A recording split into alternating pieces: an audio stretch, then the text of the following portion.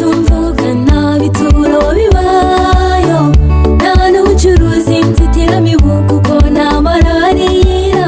Aho hantu ni heza we, ni heza ndakurahiye, ndabizi nawe mugenzi ufite ayo matsiko yo kugerayo. Iwacu heza ndakumbuye cyane, mfite amatsiko yo kubana n'umukiza wanjye, mu mahoro tunezerewe tuguwe neza, mbega ibyishimo kubazagera aho twateguriwe.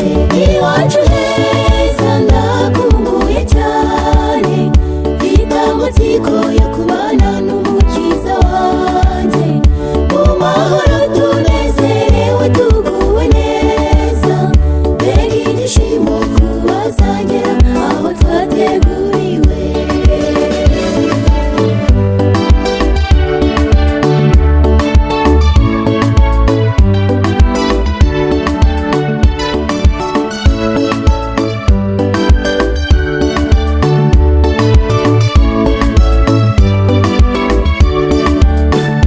Isi turimo yuzuye amaganya, niba utabizi fata inzira ujye kwa muganga.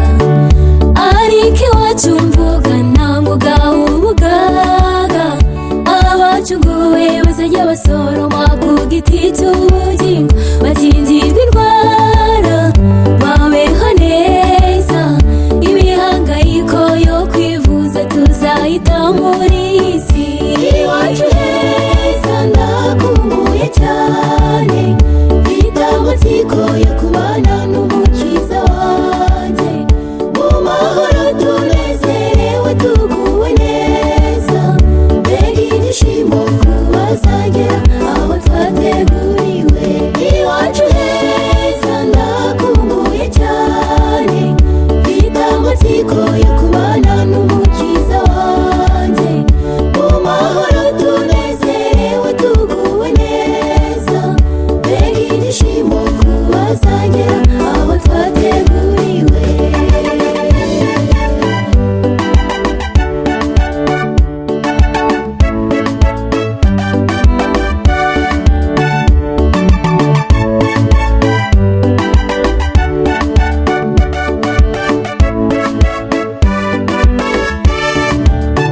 Ngwino dutahe banguka mugenzi, dore burakeye igobotore ku by'isi, kuzaburaho heza ni igihombo mbabwire, ibi turangaza n'imitego umwanzi atega kugira ngo atuze natwe kugera iwacu, ariko mu izina ry'uwamunesheje turatashye turatsinze.